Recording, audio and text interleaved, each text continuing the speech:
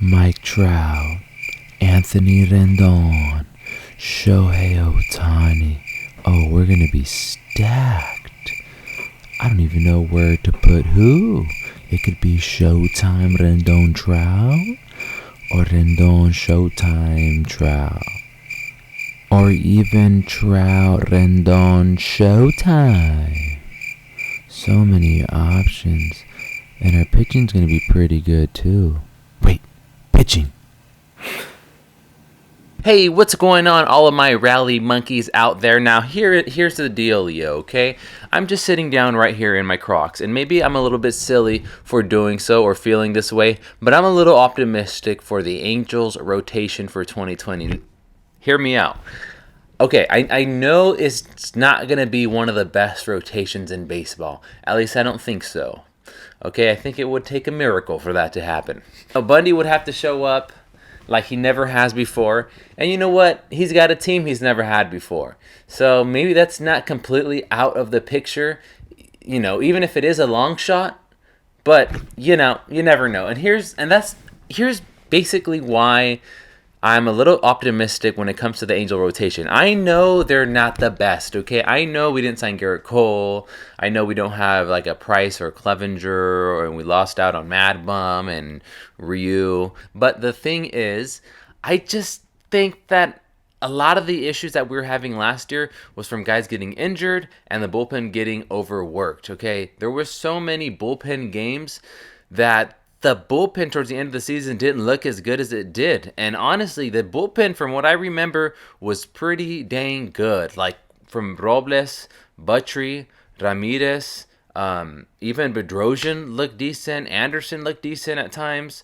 A lot of these guys were overworked and weren't able to perform. And then so basically we didn't have starters and we didn't have a bullpen. What chance did we have? So that's why I don't really mind having Bundy and Teheran. Okay, from what I understand, these guys are very durable and very reliable. Now, again, anything can happen. These two guys can get injured, but that can happen to anyone. And I think their track record, we're doing the best we can, They're supposed to be this good. They're supposed to be this reliable. That's all we can count on. We can hope for the best. And we have depth. So, worst comes to worst, it shouldn't be that bad.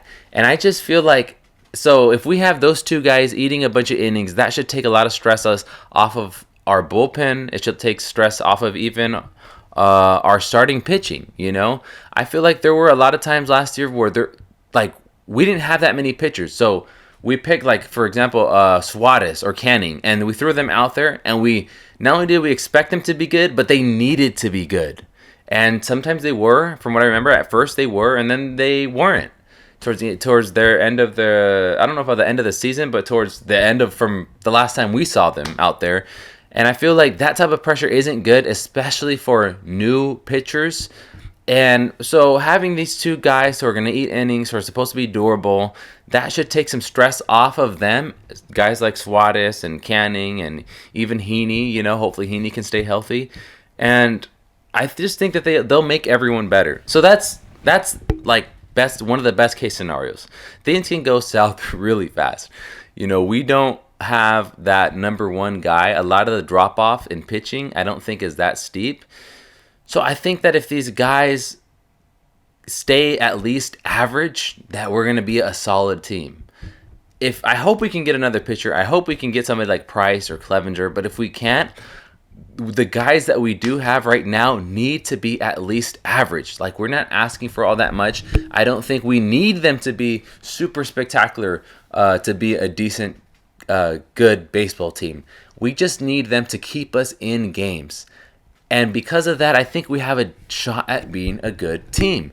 If these guys, if Heaney, if Ohtani comes back and is as good as he was last season, at least for the 5 innings that they're gonna pitch him or whatever the number's gonna be of pitches that he can throw before he has to be taken out.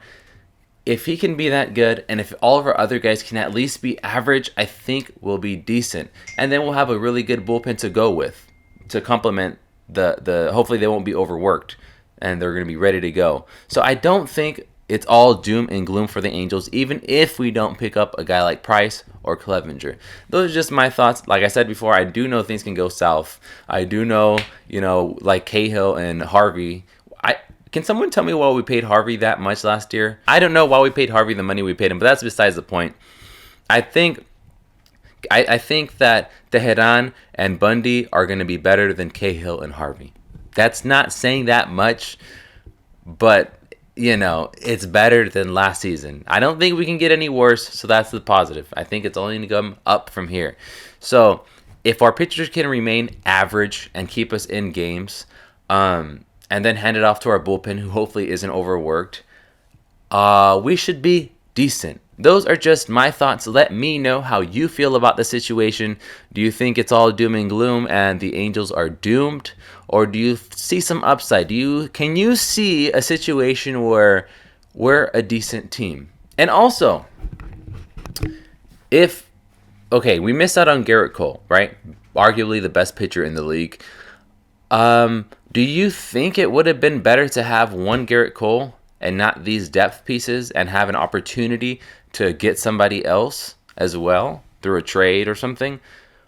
Because I was thinking about it, and I know there's probably numbers and war and all this stuff that can prove me wrong or enlighten me, but I'm almost wondering if we're better off now, in a position where maybe we could potentially get a top of the line guy via trade, and we have these durable pieces.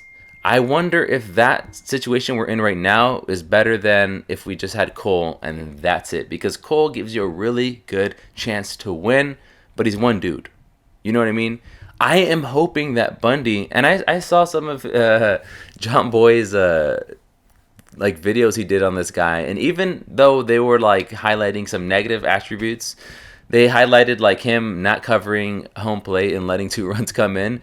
The stuff he was throwing didn't look bad. So I'm hoping he can do a lot better with the Angels, because he was playing for the Orioles, probably the worst team in baseball and one of the toughest divisions in baseball, in parks that were very hitter friendly. So now he's going to be playing for the Angels. He's going to have a better defense behind him. He's going to be playing in parks in the AL West that are not as hitter friendly. Where was I going with this? I totally forgot. Oh yeah, with Gerrit Cole. So are we better off now? If these guys are decent, and like I'm saying, they keep us in games, are we better off now than if we just got Cole?